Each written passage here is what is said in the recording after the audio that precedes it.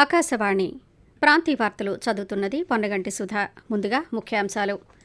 ముఖ్యమంత్రి నారా చంద్రబాబు నాయుడు 2 రోజుల ఢిల్లీ పర్యటనలో భాగంగా ఈరోజు ప్రధానమంత్రి నరేంద్ర మోదీతో సమావేశమయ్యారు. రాష్ట్రంలో గంజాయి నిర్మూలనకు ప్రత్యేక టాస్క్ ఫోర్సు ఏర్పాటు చేస్తామని హోంశాఖ మంత్రి వంగలపూడి అనిత అన్నారు. ఎన్నికల హామీల అమలుపై ముఖ్యమంత్రి నారా చంద్రబాబు నాయుడు దృష్టి సారించాలని వైఎస్సార్ కాంగ్రెస్ పార్టీ అధ్యక్షులు వైఎస్ జగన్మోహన్ రెడ్డి అన్నారు. అల్లూరి సీతారామరాజు 127వ జయంతి ఉత్సవాలు రాష్ట్ర వ్యాప్తంగా ఈరోజు ఘనంగా నిర్వహించారు. ఇక వార్తల వివరాలు. ముఖ్యమంత్రి నారా చంద్రబాబు నాయుడు 2 రోజుల ఢిల్లీ పర్యటనలో భాగంగా ఈరోజు ప్రధానమంత్రి నరేంద్ర మోదీతో సమావేశమయ్యారు. ఈ సమావేశంలో రాష్ట్ర పునర్నిర్మాణానికి అవసరమైన సహకారం అందించాలని ప్రధానమంత్రిని కోరారు. రాష్ట్రానికి ఆర్థిక సాయం కోరడంతో పాటు మౌలిక వసతుల కల్పన, అమరావతి నిర్మాణం, పోలవరం పూర్తి చేయడానికి తోడ్పాటు అందించాలన్నారు. అనంతపురం అమరావతి ఎక్స్ప్రెస్ హైవే నిర్మాణంతో పాటు కీలక రహదారుల మరమ్మతులు, పట్టణ, గ్రామీణ పేదల ఇళ్లు, జల్ జీవన్ మిషన్ కింద ఇంటింటికి తాగునీటి సరఫరా వంటి ముఖ్యమైన అంశాలపై విజ్ఞప్తులు చేశారు. ప్రధానమంత్రితో సమావేశానికి ముందు కేంద్ర వాణిజ్య మంత్రి పీయూష్ గోయల్ను ముఖ్యమంత్రి చంద్రబాబు నాయుడు కలిశారు. ఆ తర్వాత మరికొందరు మంత్రులను కలిసి వినతులు సమర్పించారు.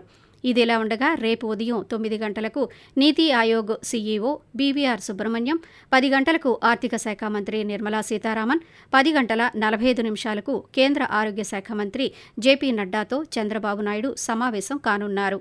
అనంతరం సాయంత్రం ఢిల్లీ నుంచి ముఖ్యమంత్రి తిరుగు పయనమవనున్నారు. రాష్ట్రంలో గంజాయి నిర్మూలనకు ప్రత్యేక టాస్క్ ఫోర్సు ఏర్పాటు చేస్తామని హోంశాఖ మంత్రి వంగలపూడి అనిత అన్నారు. గంజాయి, మాదక ద్రవ్యాల నియంత్రణకు ఏర్పాటు చేసిన మంత్రుల సబ్ కమిటీ ఈరోజు అమరావతిలోని సచివాలయంలో తొలిసారిగా సమావేశమైంది. హోంశాఖ మంత్రి అధ్యక్షురాలిగా ఉన్న ఈ కమిటీలో మంత్రులు నారా లోకేష్, కొల్లు రవీంద్ర, సత్యకుమార్, గుమ్మడి సంధ్యారాణి సభ్యులుగా ఉన్నారు. ఈ సమావేశానికి డీజీపీ, సీఐడీ, ఇంటెలిజెన్స్ అదనపు డీజీలు, సెబ్ డైరెక్టర్ హాజరయ్యారు. గంజాయి, ఇతర మాదక ద్రవ్యాల నియంత్రణకు తీసుకోవాల్సిన చర్యలపై సమావేశంలో చర్చించారు. అనంతరం హోంశాఖ మంత్రి అనిత మాట్లాడుతూ, చిన్న పిల్లలకి 7 సంవత్సరాలు 8 సంవత్సరాలు స్కూల్లో చదువుకునే పిల్లలు కూడా గాంజా తీసుకునే పొజిషన్కి వచ్చేసారంటే సీరియస్నెస్ ఎంతవరకు ఉందని ప్రతి ఒక్కరు కూడా మనం కూడా ఆలోచన చేసుకోవాలి. యాంటీ నార్కోటిక్ టాస్క్ ఫోర్స్ అని చెప్పి ఒకటి ఏర్పాటు చేయడానికి ఈ రోజు గవర్నమెంట్ నిర్ణయించుకుంది సబ్ కమిటీ ద్వారా. దీనికి సెపరేట్ గా ఒక ఐజీ లెవెల్ ఆఫీసర్ ఒకరిని పెట్టడం, అదేవిధంగా కింద స్థాయిలో కూడా ఒక ఎస్పీ లెవెల్ ఆఫీసర్ ని పెట్టడం, వాళ్ళకి ఎలాంటి వర్క్ ఎండాస్ చేయాలో ఫ్రేమ్ చేసి 10 days లో ఈ యాంటీ నార్కోటిక్ టాస్క్ ఫోర్స్ అనేది లైవ్ లోకి వచ్చేటట్టుగా చేయడానికి ఈ రోజు హోమ్ డిపార్ట్మెంట్ కూడా నిర్ణయం తీసుకోవడం జరిగింది. అదేవిధంగా పూర్తి రైట్ ఏ రకంగా చేయాలి, స్టేట్ లెవెల్లో ప్రజలందరికీ కూడా కన్వీనియంట్ గా ఒకే టోల్ ఫ్రీ నెంబర్ ఇవ్వడానికి ఈరోజు సిద్ధపడ్డాం. ఎన్నికల హామీల అమలుపై ముఖ్యమంత్రి నారా చంద్రబాబు నాయుడు దృష్టి సారించాలని వైఎస్సార్ కాంగ్రెస్ పార్టీ అధ్యక్షులు వైఎస్ జగన్మోహన్ రెడ్డి సూచించారు. నెల్లూరు కేంద్ర కార్యాగారంలో ఉన్న మాచీర్ల మాజీ శాసనసభ్యులు పిన్నెల్లి రామకృష్ణారెడ్డిని ఈరోజు ఆయన పరామర్శించారు.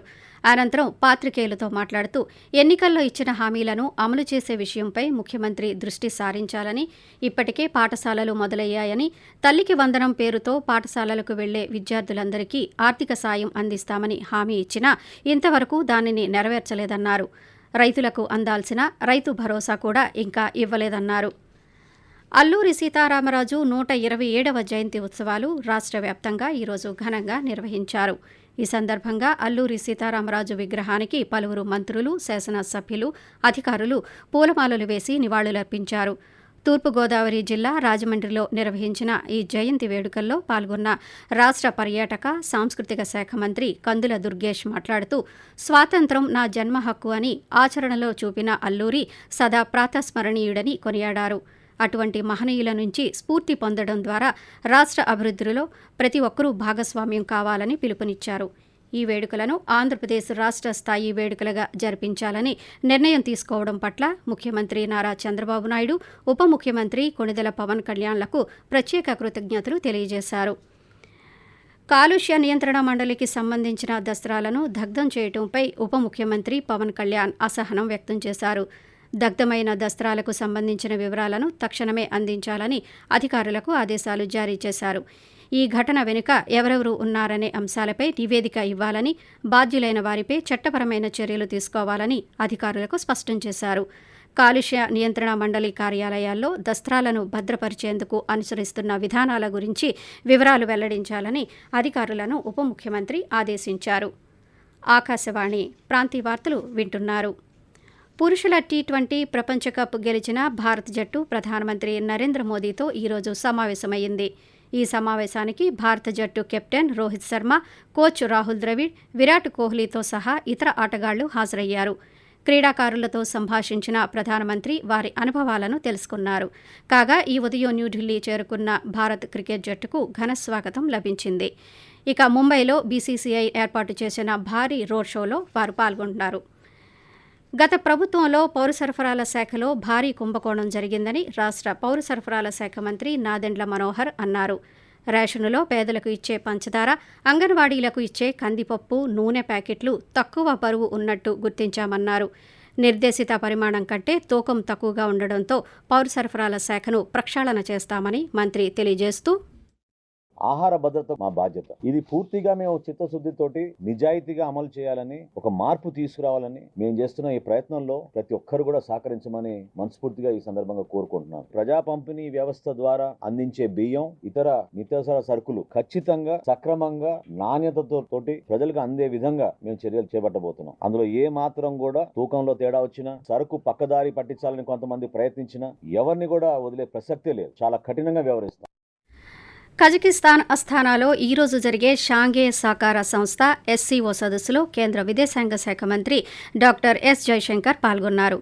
ఎస్సీఓ కౌన్సిల్ 24వ సమావేశంలో ప్రధానమంత్రి నరేంద్ర మోదీకి ఆయన ప్రాతినిధ్యం వహిస్తున్నారు.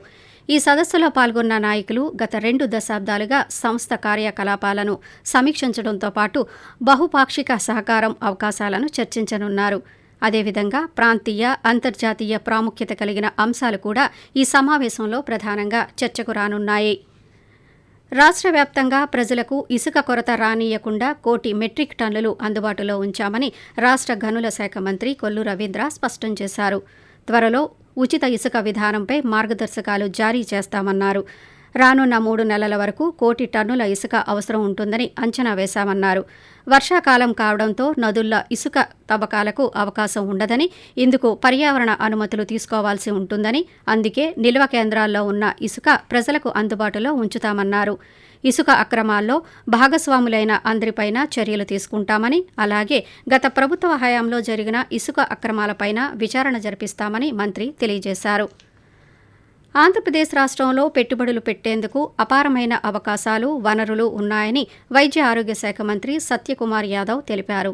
ఈరోజు గుంటూరు జిల్లా మంగళగిరి ఏపీఐఏసీ టవర్స్లోని వైద్య ఆరోగ్య శాఖ ప్రధాన కార్యాలయంలో అబుదాబీకి చెందిన MF2 సంస్థ ప్రతినిధులతో మంత్రి సమావేశమయ్యారు.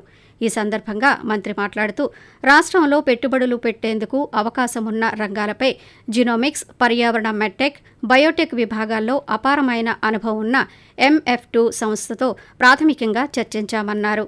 రాష్ట్రంలో బల్క్ డ్రగ్ పార్కు మొదటి స్థానంలో ఉన్న విషయాన్ని, అలాగే సుమారు 170 ఎకరాల్లో విస్తరించి ఉన్న ఏపీ మెడ్టెక్ జోన్, కేంద్ర ప్రభుత్వం మంజూరు చేసిన 3 ఎకనామిక్ జోన్లలో పెట్టుబడులు పెట్టేందుకు అవకాశాలు ఉన్నాయని వారికి వివరించామన్నారు. ఒడిశాలోని పూరీ జగన్నాథుని రథయాత్ర సమయంలో ప్రయాణికుల రద్దీని దృష్టిలో ఉంచుకొని ప్రత్యేక రైళ్లు నడపనున్నామని ఈస్ట్ కోస్ట్ రైల్వే శాఖ ప్రకటించింది. 8 ప్యాసింజర్ రైళ్లు నడుపుతామని, అందులో భాగంగా పలాస పూరీ స్పెషల్ పలాస నుంచి ఈ నెల 7, 15, 17వ తేదీల్లోనూ, అలాగే విశాఖపట్నం పూరీ స్పెషల్ హరిపూర్గ్రామ్, అర్గూర్ మీదుగా విశాఖపట్నం నుంచి ఈ నెల 6, 14, 16వ తేదీల్లో అందుబాటులో ఉంటాయని తెలిపారు. ఆకాశవాణి ప్రాంతీయ వార్తలు ముగించే ముందు ముఖ్యాంశాలు మరోసారి.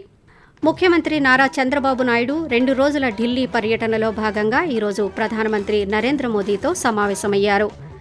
రాష్ట్రంలో గంజాయి నిర్మూలనకు ప్రత్యేక టాస్క్ ఫోర్స్ ఏర్పాటు చేస్తామని హోంశాఖ మంత్రి వంగలపూడి అనిత అన్నారు.